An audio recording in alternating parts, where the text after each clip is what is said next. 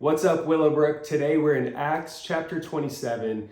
And in our chapter today, we read about Paul. He gets on a ship to sail to Rome to stand trial before Caesar.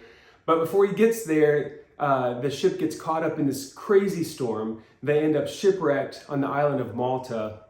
But I want to kind of hone in and focus, starting in verse 23. It says this, last night, this is Paul speaking, last night an angel of the God to whom I belong and whom I serve stood beside me and said, do not be afraid, Paul. You must stand trial before Caesar. And God has graciously given you the lives of all who sail with you. See, Paul is talking to the crew on the ship and he's saying, God is going to take care of us. And he's trying to encourage all the people on the ship. But what really jumps out at me is going back to verse 23 again. He says this, last night an angel of the God to whom I belong and whom I serve. See, Paul is in the midst of a literal storm, a terrifying storm. And even in the middle of that, he's saying, this is the God that I belong to. I'm his child. He's my God. And he is with me. And he's present. He's faithful. He's good. I trust in this God. And then he says, not only that, but this is the God that I serve. In the ESV, it says, this is the God that I worship. So even in the middle of a life-threatening situation, Paul is saying, I still choose to worship God.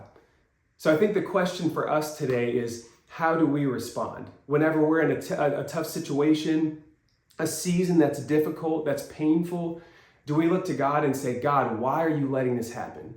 Do we say, God, have you left me? Have you forgotten about me?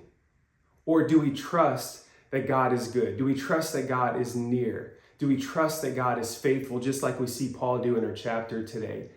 You know, this reminds me of Matthew chapter 7.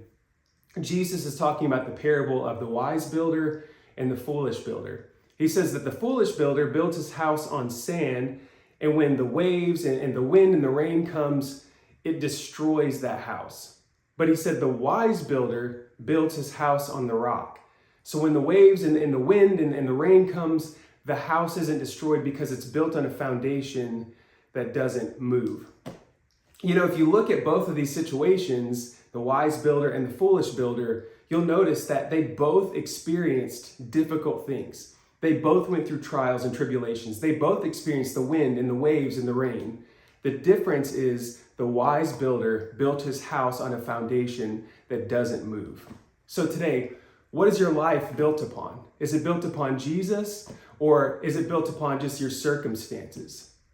Let me remind you and encourage you of how Paul responded, that both you and I, whenever we're in a tough situation, would remember who God is, and we would say, this is the God who I belong to, and this is the God that I serve, even in the middle of a storm. God bless you.